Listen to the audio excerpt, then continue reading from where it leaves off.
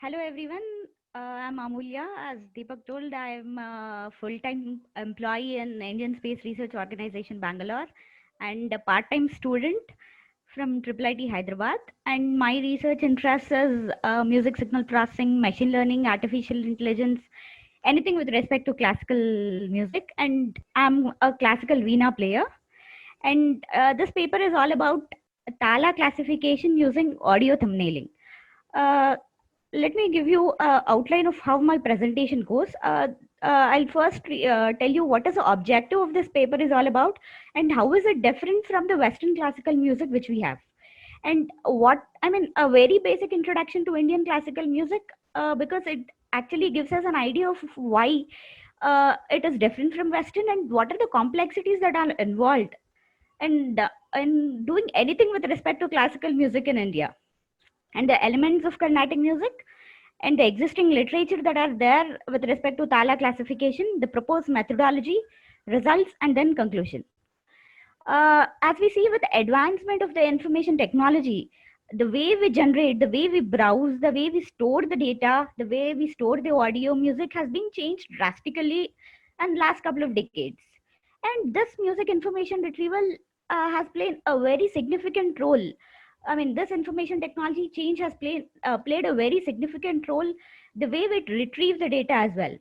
With the increase of database, with availability of large scale of data, we now has a very paramount problem at our hand that how do we actually retrieve the data at a very fast scale.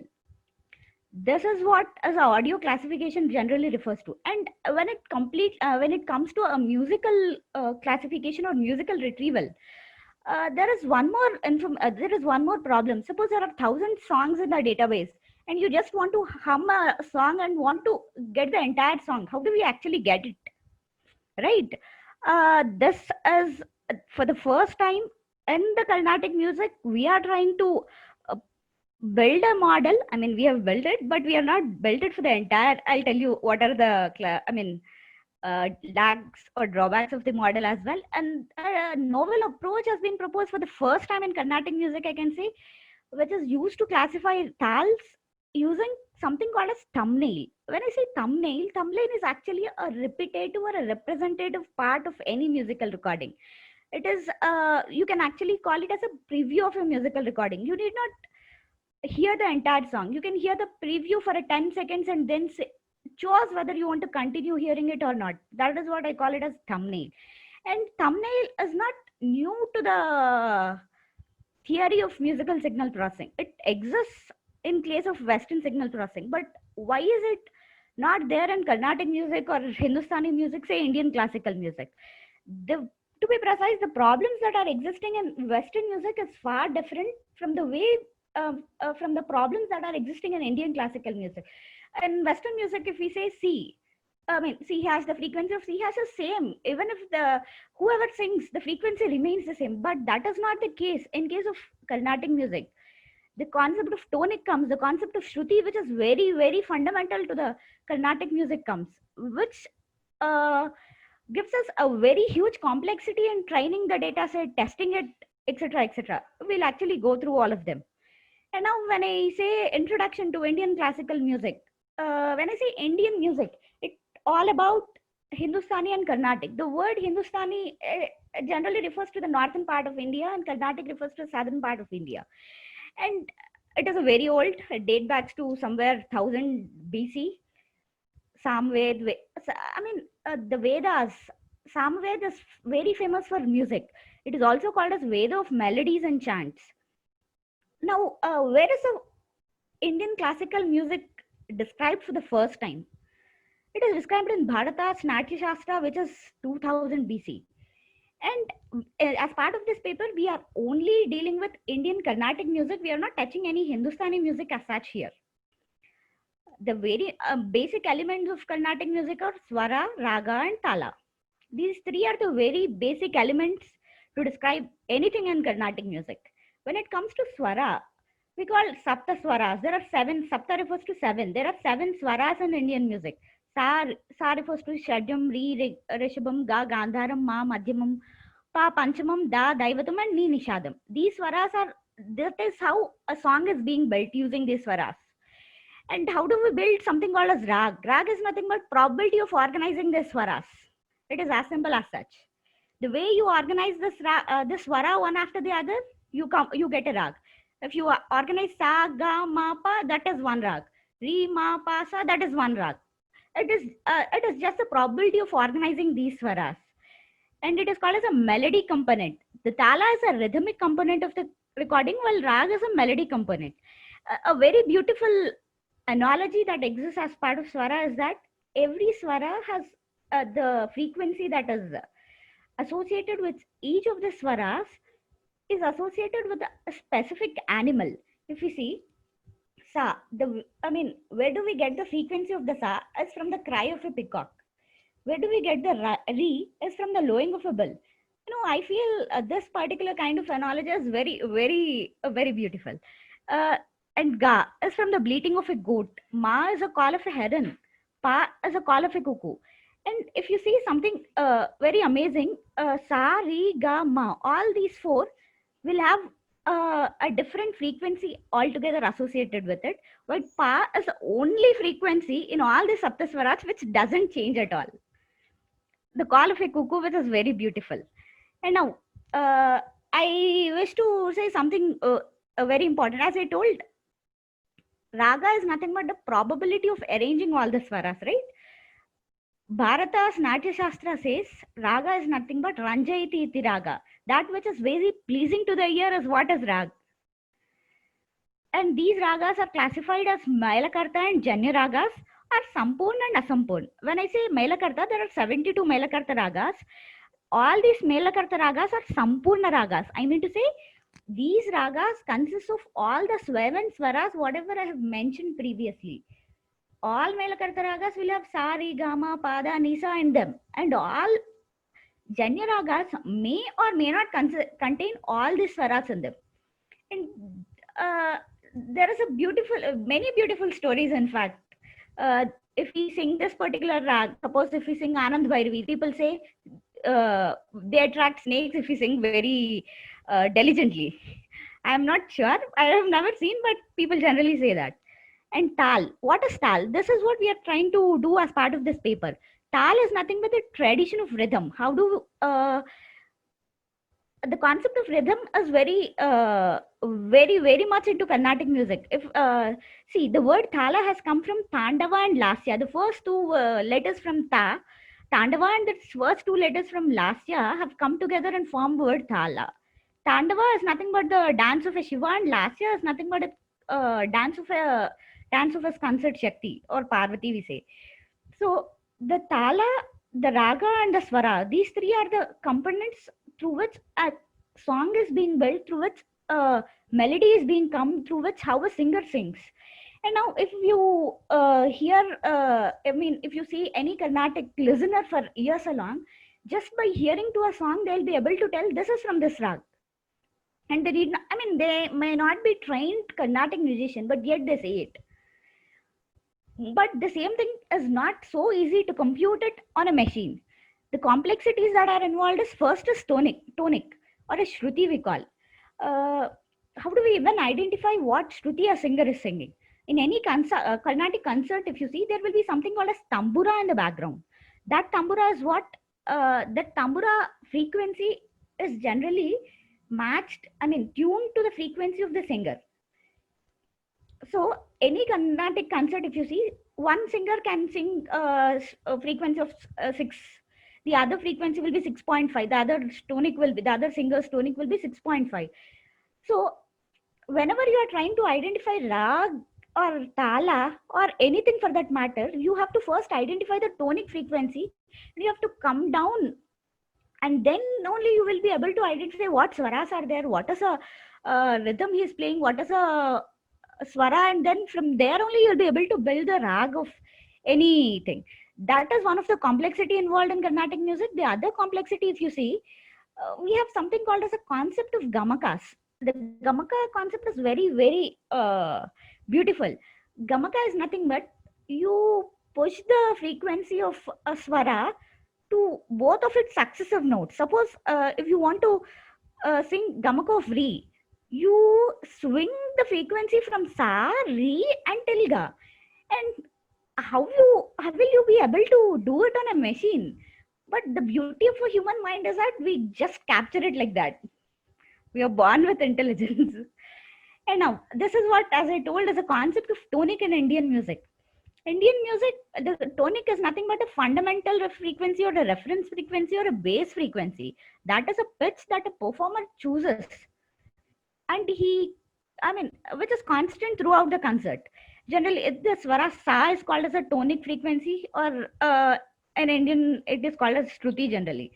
The tambura, which is played at the background, is what is used to establish this particular frequency in any Carnatic concert. And if you speak scientifically, it is a linear shift on time frequency graph, as you all know. And now, what are the existing methodologies that are there with respect to Tala classification? There are many methodologies. For example, say people are using CNN, deep neural networks with group delay, data-driven statistical machine learning, LSTM, and whatnot. But why is it? Why is it difficult? What are we proposing? Something? What is novel in our paper, basically? See, all of these literature have used something called CNN, group delay, neural network, everything they are using for the entire song. Suppose you want to test 2000 songs, you want to run a model on 2000 songs. It is really, it takes days to run a model on them. Similarly, to test it, the feature set will be very, very huge. Here, for the first time, we are generating something called as thumbnail, and then we try to run our model on thumbnail, and then we test the model for the entire song. The proposed methodology is classification using audio thumbnailing. Before generation of thumbnails, as I told, this musical piece has to be normalized with respect to tonic frequency of the singer. We are doing the tonic identification in the two stages. We do a multi-pitch analysis. Once we do a multi-pitch analysis, we'll be able to get the background pitch, and we estimate the octave using the drone sound that is there in the background, and then calculate the tonic of the singer. And we normalize the entire song with a tonic frequency. And then what we do is compute a self-similarity matrix. What is so special about SSM? SSM captures a repetition in the form of path-like and homogeneous factors in the form of block-like structures. That is what made SSMs really popular in all audio processing techniques. And SSMs can be captured in many ways. We were using chroma features, and these sample chroma of a song in Tachala and Adi Talam is described here. Once we calculate the chroma, we now see, this is how we are calculating a self-similarity matrix. Once we calculate the chroma features, we represent these features, and we form the SSM, and we enhance the SSM. And now there are various ways to enhance the SSM. We can go for global thresholding and local thresholding, or what not, global thresholding. Here we were using thresholding methodology and filtering. Filtering is what a normal filter, a diagonal filtering will work. We were using diagonal filtering plus a global filtering mechanism in order to enhance these SSM. You can see there is very much difference between before enhancement of SSM and the other, after enhancement of SSM of the same song in the Chala and Adi Talam. This is what is our audio thumbnailing algorithm. We give a chroma vectors of the musical recording, the thresholding parameter and the smoothing parameter, and get the audio segment with maximum fitness. What are we trying to do? We compute the SSM, we enhance the SSM. Once the SSM is enhanced, from all these SSM enhancement, we found these path-like structures. Among these path-like structures, we compute one particular path with maximum fitness. When I say maximum fitness, how are we trying to compute this fitness score? This function fitness score is being explained in the next slide. See, this is how we compute the fitness score. Algorithm actually is proposed by Muller. However, we have done a minor modification. Muller does not say normalizing of SSM and all. And the one modification we have done is, I'll explain about it. We calculate the score matrix. What is a score matrix?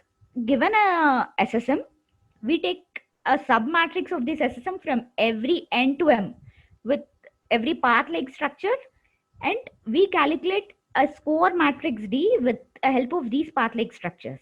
And then we compute a coverage score, which represents the total length of the musical recording. And we find the fitness score as a harmonic mean of these path score and the coverage score. The implementation of it is we are implementing it in Librosa library. We have implemented both on SVM and CNN-RN, parallel CNN-RNN.